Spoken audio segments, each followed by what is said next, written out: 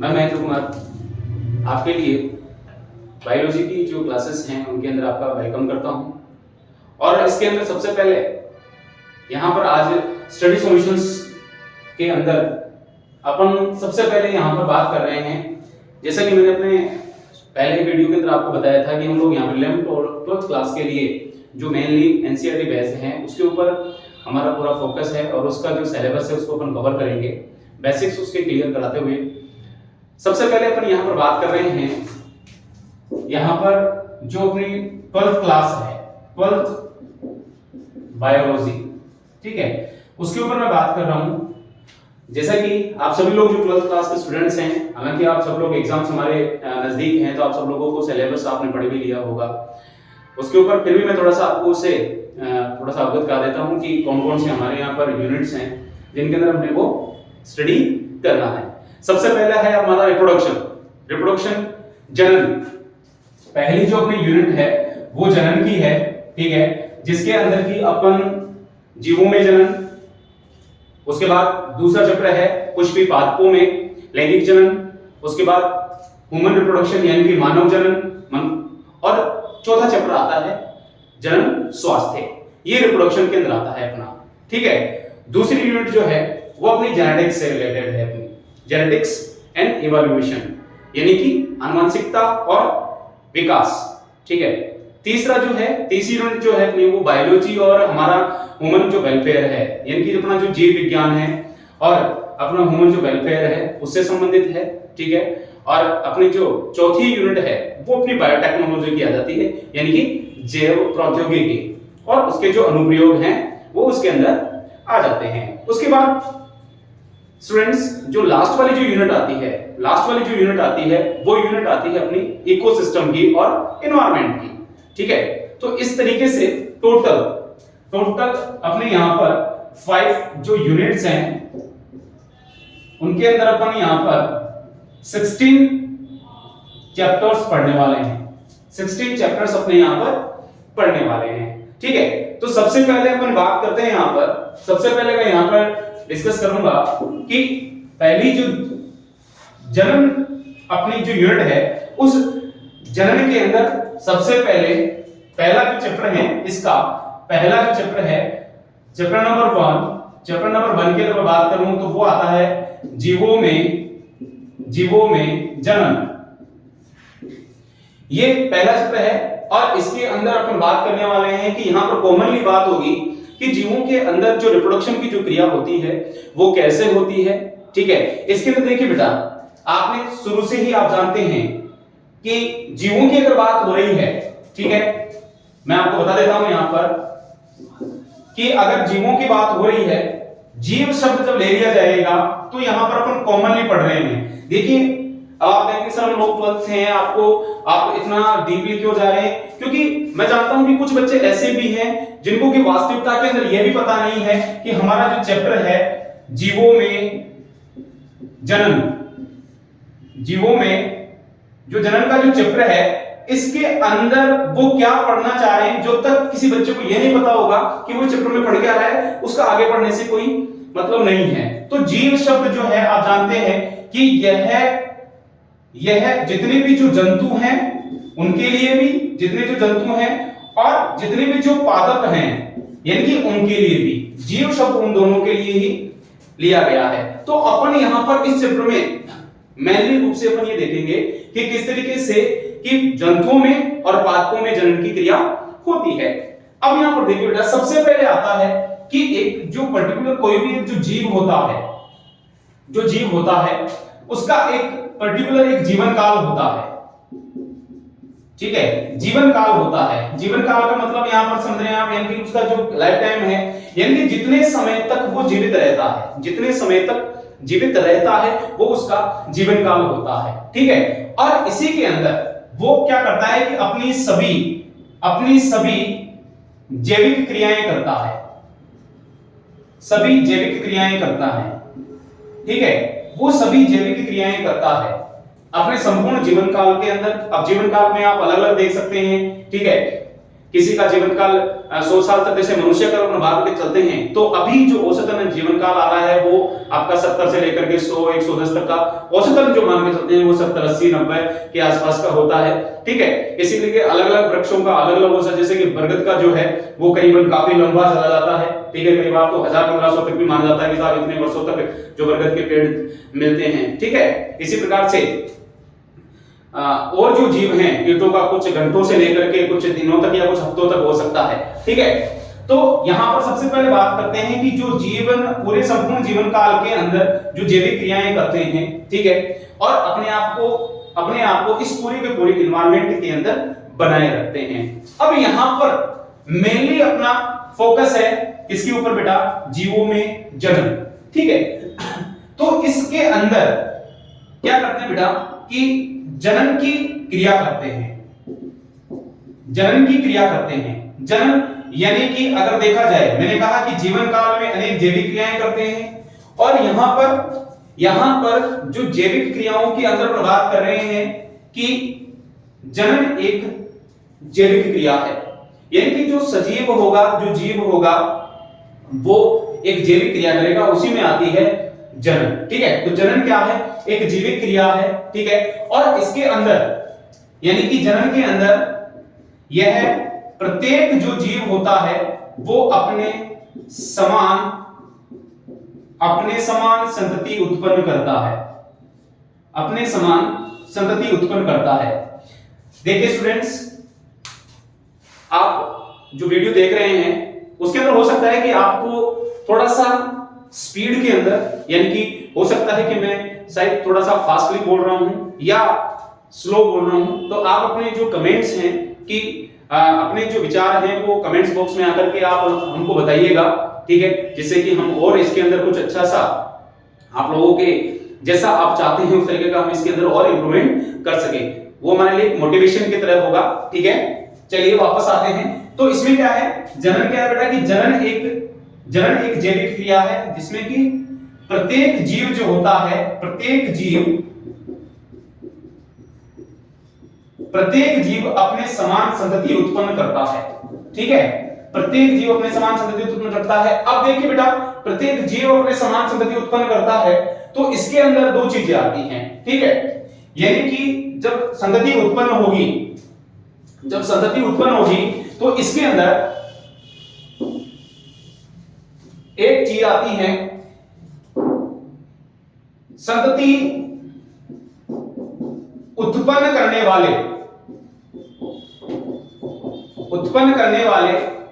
उनको अपन कहेंगे जनक। संतति उत्पन्न करने वाले उनको अपन कहेंगे जनक, जिनको कहा जाता है पेरेंट। ठीक है, पेरेंट्स भी अपन बोलते हैं। और इनसे जो संतति बनेगी, ठीक है, या जो भी जीव बनेगा वो क्या कहलाएगी? संतति। जनरेशन, जो अगली जनरेशन आ रही है, संतति बनेगी। जो नया जीव जो बन रहा है अपने समान संतति उत्पन्न कर रहा है तो वो क्या कहलाएगी? संतति, जिसको बोलते हैं ऑफस्प्रिंग। इसको बोला जाता है बेटा ऑफस्प्रिंग। ठीक है, अब यहां पर देखिए, अब यहां से अपना पहला प्रश्न यहां से स्टार्ट होता है कि हमने पहला क्वेश्चन देखिए, मैं साथ के साथ आपको क्वेश्चंस के बारे में भी यहां पर बता दूंगा कि कौन से टॉपिक से कौन सा क्वेश्चन आ रहा है, तो आप नोट डाउन करते जाइएगा कि कौन से चैप्टर में से या कौन से टॉपिक में से कौन सा क्वेश्चन आ रहा है। तो यहां से पहला जो क्वेश्चन आ रहा है कि पहले तो क्वेश्चन यानी कि जो संतति उत्पन्न करते हैं उनको क्या कहते हैं, और जो इनकी नई जनरेशन या जो नया जीव आ रहा है उनको क्या कहते हैं। अब अगला क्वेश्चन आता है कि जीवों में जनन की आवश्यकता क्यों है? ये इस तरीके से क्वेश्चन आ जाता है और ये पूछा भी गया है कई बार टेस्ट के अंदर या एग्जामिनेशंस के अंदर आ जाता है, जनन की आवश्यकता क्यों है। ठीक है, अब देखिए जनन की जो आवश्यकता है, या आप ये कह सकते हैं इसको दूसरे शब्दों में कह दिया जाता है कि जनन के कार्य। ठीक है, मीनिंग वही निकल करके आता है यहां से कि जनन की आवश्यकता क्यों है। हमने पढ़ा था जनन एक जैविक क्रिया है, तो इसके अंदर देखिए बेटा, सबसे पहला इसके अंदर आता है कि हमारा जो संपूर्ण जो जीवन है, ठीक है, उस जीवन की निरंतरता को बनाए रखने के लिए, जीवन की निरंतरता, ठीक है, को बनाए रखने के लिए जनन की आवश्यकता है। क्योंकि अगर जनन नहीं होगा तो यह जीवन नहीं चलेगा, यह जीवन नहीं चलेगा, ठीक है। तो जीवन की जो निरंतरता है, कंटिन्यूटी, लाइफ, जीव, यहां पर पृथ्वी के ऊपर जीव लगातार रूप से चलता रहेगा, इसलिए जनन की आवश्यकता है। दूसरा, नंबर 2 यहां पर आता है कि यहां पर प्रत्येक जाति का अस्तित्व बना रहेगा, प्रत्येक जाति का अस्तित्व बना रहे। क्योंकि अगर रिप्रोडक्शन की क्षमता खत्म हो जाएगी या रिप्रोडक्शन, किसी जाति के अंदर रिप्रोडक्शन नहीं होता है, अगर किसी जाति के अंदर रिप्रोडक्शन नहीं होता है तो उस जाति का जो अस्तित्व है बेटा या स्टूडेंट्स, ये खतरे में आ जाएगा और हो सकता है कि वो जाति नष्ट हो जाए। जैसे कि हम हमारी बायोलॉजी के कुछ अंतिम जो चैप्टर्स हैं उसके अंदर अपन पढ़ेंगे कि बायोडायवर्सिटी यानी कि जैव विविधता जो नष्ट हो रही है, तो जितने भी जो जीव बच गए हैं उनके अंदर रिप्रोडक्शन करा करके उस जाति को नष्ट होने से बचाया जा रहा है। मैक्सिमम से मैक्सिमम जितनी उनकी संतति आती है तो क्या होता है कि सभी डिपार्टमेंट्स के अंदर एक खुशी की लहर आ जाती है, क्योंकि जिनकी संख्या बहुत कम है, जैसे आप बहुत सारे ऐसे जीव जानते हैं जिनकी संख्या कुछ तो लुप्त हो गए हैं और कुछ लुप्त होने के कगार पर हैं, तो रिप्रोडक्शन के माध्यम से क्या है कि उस जाति के अस्तित्व को बचाया जा सकता है, ठीक है। नंबर 3 आता है विभिन्नताएं। विभिन्नताएं देखिए स्टूडेंट्स, अगर लगातार रूप से जनन की क्रिया जीवों में चलती रहेगी तो क्या होगा बेटा कि जो नई जनरेशन जो आएगी उसके अंदर वेरिएशन अर्थात विभिन्नताएं आती हैं, और विभिन्नताएं क्या करती हैं कि आगे और जीव को जीवित रहने के लिए सक्षम बनाती हैं, जीव को जीवित रहने के लिए उसको क्या बनाती हैं, सक्षम बनाती हैं, ठीक है। उसको अलग अलग दूसरे जीवों से जब उसको थोड़ा सा अलग करेगी तो उसकी जो जनरेशन है, उसकी जो जाति है वो लंबे समय तक जीवित रहती है। इसके अलावा नंबर 4 आता है प्रतिस्थापन का मतलब होता है यानी कि एक के स्थान पर किसी दूसरे का आ जाना, प्रतिस्थापन यानी कि जब कुछ पुराने जीव जो हैं जब वो चले जाएंगे और जब जनन की क्रिया होगी तो उनकी जगह नए जीव आ जाएंगे, ठीक है। तो नए जीवों द्वारा क्या होता है, पुराने जीवों को क्या कर दिया जाता है, प्रतिस्थापन कर दिया जाता है, और इससे क्या होता है कि लगातार रूप से एक पर्टिकुलर जाति के अंदर निरंतरता चलती रहती है, ठीक है। अगली बात करें तो 5वां पॉइंट अपन यहां पर मान सकते हैं कि पूरी पृथ्वी के ऊपर जितने भी जो जीव हैं उनकी एक पर्टिकुलर एक संख्या है, ठीक है, उनकी पर्टिकुलर एक संख्या है, ठीक है, जो कि धीरे धीरे बढ़ रही है, ठीक है। और कुछ ऐसे भी हैं जिनकी संख्या कम होकर के लुप्त होने के कगार पर पहुंच गई। अभी थोड़ी देर पहले मैंने चर्चा भी करी थी। देखिए बहुत सारे टॉपिक ऐसे हैं जो एक दूसरे से रिलेटेड हैं, ठीक है, हमको जब अपन रिलेटेड में पढ़ते हैं तो याद जल्दी होता है, ठीक है। तो जीवों की जो संख्या है उसको निरंतर बनाए रखने के लिए या उसकी जो जनसंख्या का जो संगठन है उसको बनाए रखने के लिए भी हमको जनन की आवश्यकता होती है। तो अगर क्वेश्चन आ जाता है कि जीवों में जनन की आवश्यकता क्यों है, तो आपको इन सभी पॉइंट्स को लिख करके इनके अंदर आपको जो भी आप जितना आप लिख सकते हैं, ठीक है, वो आपको लिखना होगा। अब देखिए बेटा आगे बात करते हैं अपन कि जीवों में जनन की जो क्रिया होती है, सभी जीव एक जैसे नहीं है, और उन जीवों के अंदर अगर हम देखते हैं कि सभी जीव अलग अलग, उनका किसी कौन से स्थान पे रह रहा है, किसकी शारीरिक संरचना अलग है, किसी की थोड़ी सी कार्य की अलग है, तो उस तरीके से अगर हम देखते हैं तो जीवों में जनन के प्रकार, जीवों में जनन के प्रकार भी अलग अलग होंगे। जब जीव एक जैसे नहीं हैं, सभी जीव एक जैसे नहीं हैं, तो उनमें जनन का प्रकार एक जैसा नहीं है। अब देखिए बेटा कि जीवों में जो जनन के जो प्रकार है उनको मेनली 2 टाइप्स में डिवाइड किया गया है, या उनके 2 प्रकार बताए गए हैं। पहला आता है इसके अंदर, पहला आता है बेटा अलैंगिक जनन, और दूसरा आता है लैंगिक जनन। अलैंगिक जनन जिसको कि एसेक्सुअल रिप्रोडक्शन, और इसको कहा जाता है सेक्सुअल रिप्रोडक्शन। इसको एसेक्सुअल, ए शब्द यहां पर, ए का मतलब यहां पर हो गया स्टूडेंट्स, ए का मतलब यहां पर हो जाता है एब्सेंट। ठीक है, ये अपने को छोटी छोटी चीजें हैं जो हमको याद रहेगी। ठीक है, ए का मतलब यहां पर है एब्सेंट, यानी कि सेक्सुअल रिप्रोडक्शन क्या हो इनके अंदर, एब्सेंट हो। ठीक है, तो 2 टाइप्स के द्वारा या 2 प्रकार से इनके अंदर क्या होता है, जनन की क्रिया होती है। एक अलैंगिक जनन और दूसरा होता है लैंगिक जनन। अब सबसे पहले अपन बात करेंगे इसके ऊपर, यानी कि एसेक्सुअल रिप्रोडक्शन के ऊपर यहां पर अपन बात कर रहे हैं, स्टडी कर रहे हैं, चर्चा करते हैं इसके ऊपर। देखिए अलैंगिक जनन यानी कि अलैंगिक, यानी कि जिसके अंदर लैंगिक जनन नहीं हो, अलैंगिक जनन बोला गया है। और इसको डेफिनेशन के अंदर, यानी कि ऐसा जनन जिसमें कि बनने वाली संतति, जिसमें कि बनने वाली संतति अपने जनक के समान हो, अपने जनक के समान हो, यानी कि वो आनुवंशिक रूप से और आकारिकी रूप से, आनुवंशिकी व आकारिकी रूप से क्या हो, अपने जनक के समान, बनने वाली संतति जनक के समान हो, जनक के समान हो।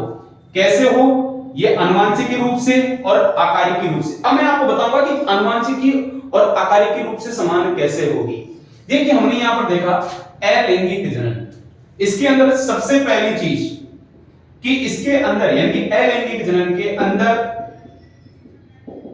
लैंगिक अंगों की आवश्यकता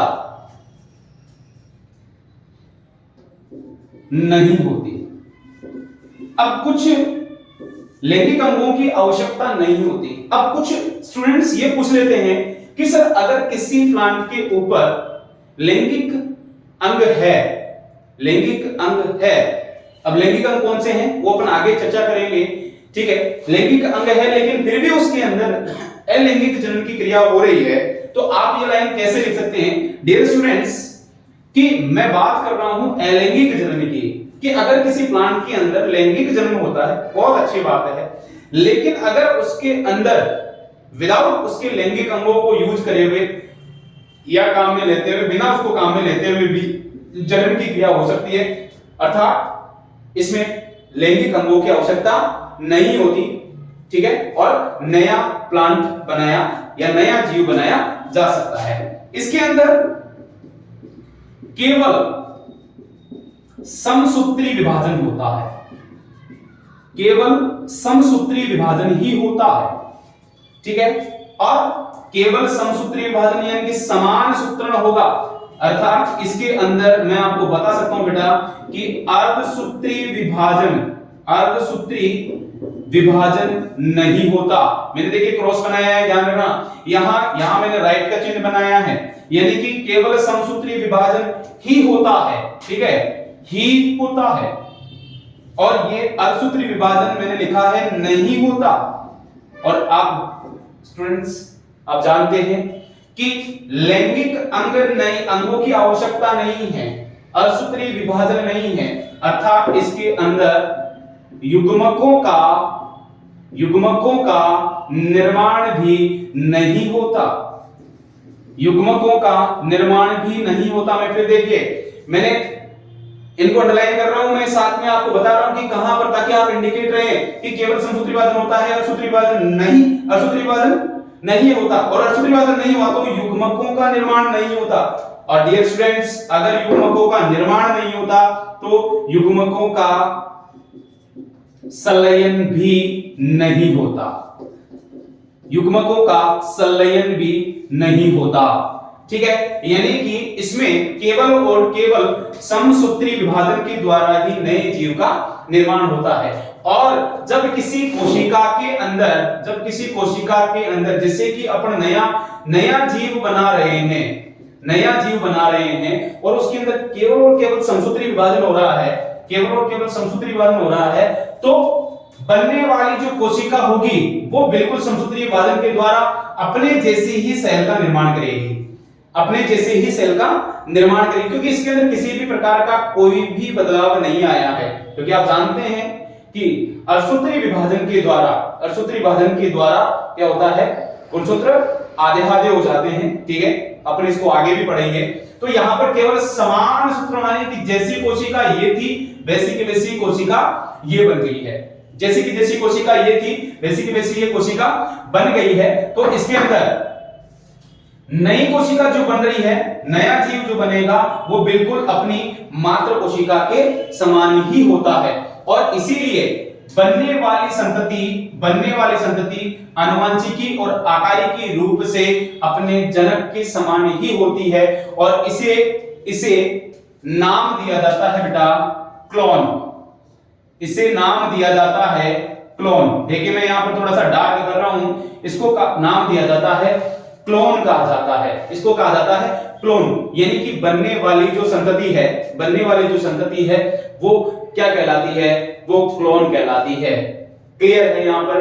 ठीक है, यानी कि हमने अलैंगिक जनन के बारे में यहां पर पढ़ लिया है। ठीक है, कि अलैंगिक जनन होता क्या है। अब मैं थोड़ा सा यहां पर देखिए बेटा, क्योंकि कई बार क्वेश्चन आ जाता है कि लैंगिक व अलैंगिक जनन में अंतर स्पष्ट कीजिए। लैंगिक व अलैंगिक जनन में अंतर स्पष्ट कीजिए। तो एक बार मैं इन दोनों को यहां पर साथ के साथ ही मैं दोनों को यहां पर बता देता हूं, ताकि आपको यहां पर दोनों में डिफरेंस अर्थात आपको जब अंतर आप लिखें तो आपको किसी प्रकार की समस्या का सामना नहीं करना पड़े। तो यहां पर सबसे पहले, अब दूसरा पॉइंट मैं यहां पर लेता हूं लैंगिक जनन। इसको सेक्सुअल रिप्रोडक्शन। देख बेटा, लैंगिक जनन के अंदर हमने कहा था कि जीवों में होने वाला वह जनन जिसमें कि बनने वाली संतति आनुवंशिक और आकारिकी रूप से अपने जनक के बिल्कुल समान हो, वो क्या कहलाता है, अलैंगिक जनन कहलाता है। ठीक है, यहां पर देखिए बेटा, लैंगिक जनन के अंदर क्या होता है बेटा कि यहां पर सबसे लैंगिक, वहां पर मैंने आपको बताया था कि लैंगिक अंगों की आवश्यकता नहीं होती। किसी प्राणी के ऊपर है, कोई दिक्कत नहीं है, कोई इश्यू नहीं है, मान लीजिए, लेकिन वहां पर आवश्यकता नहीं है अगर लैंगिक जनन करा रहे हैं। तो यहां पर लैंगिक जनन के अंदर सबसे पहली, यानी कि लैंगिक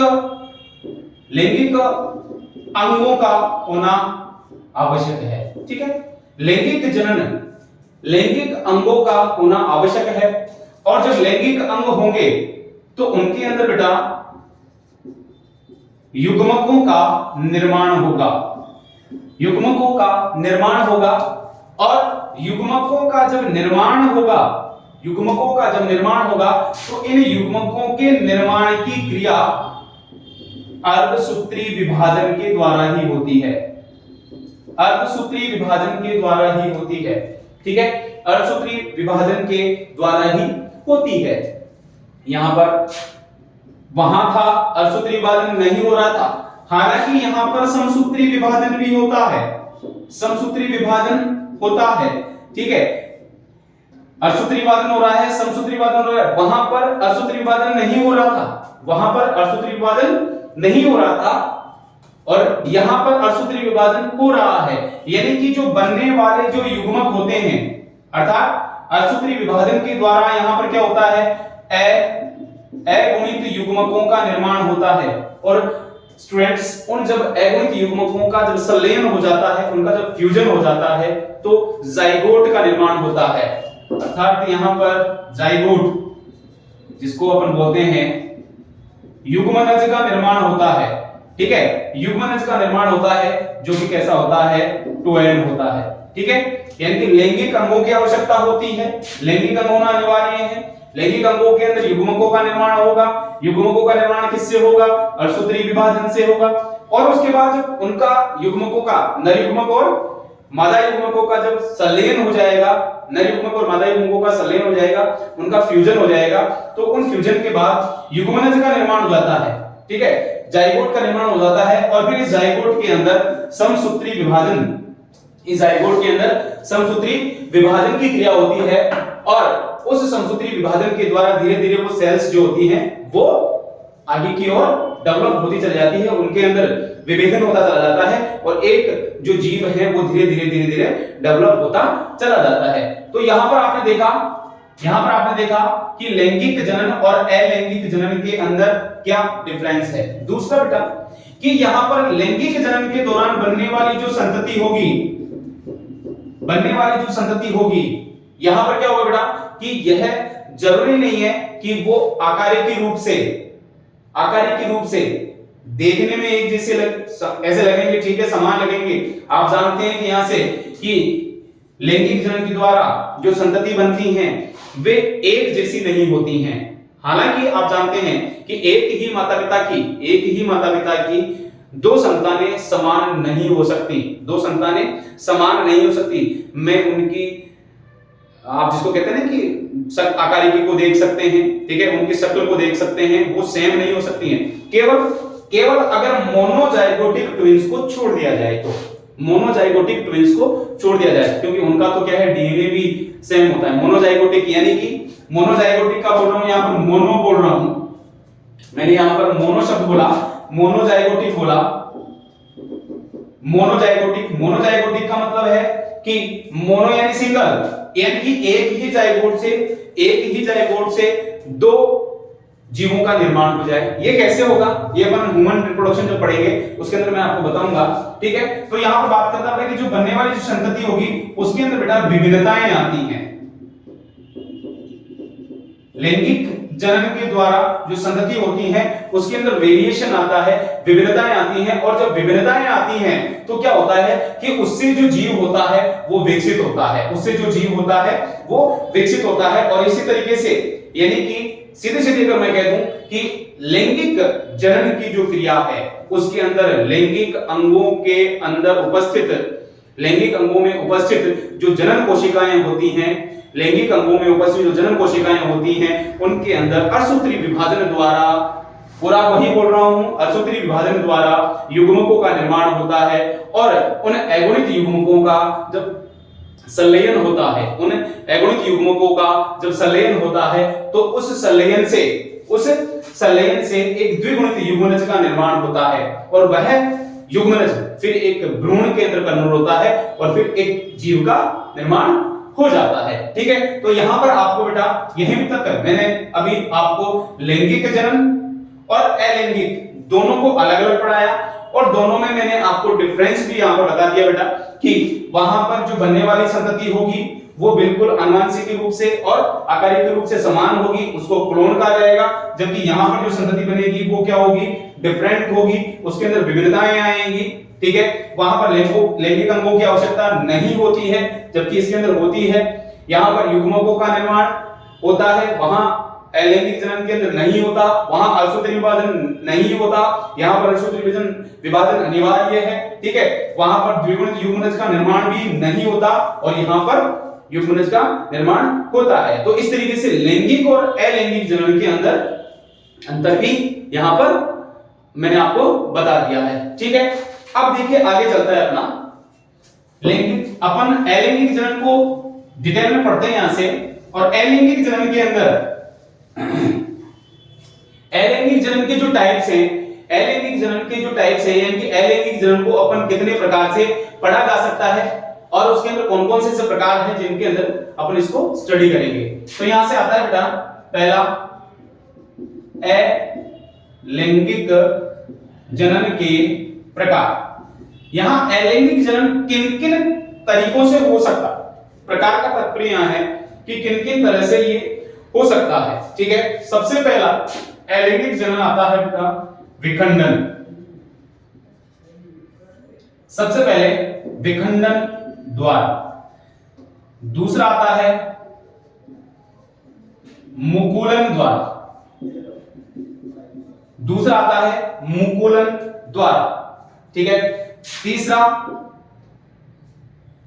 आता है बीजाणु द्वारा। देखिए स्टूडेंट्स, इसके अंदर और डिवाइडेशन हो सकते हैं, उनको अपन अलग अलग देखेंगे कि किस तरह से अलग अलग तरीके से हो सकता है। ठीक है, उसके बाद आता है अगला जो आता है चौथा आता है, इसके अंदर मुकुलन हो गया, विखंडन हो गया, मुकुलन हो गया, बीजाणु द्वारा हो गया, और चौथा आता है कायिक प्रवर्धन।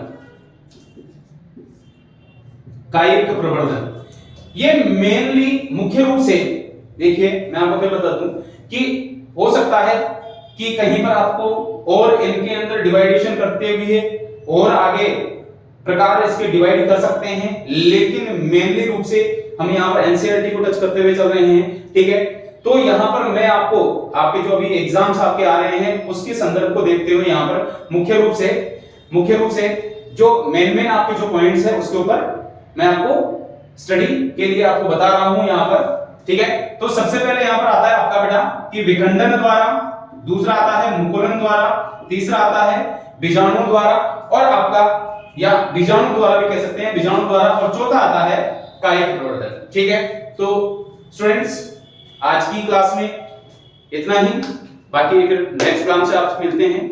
Thank you.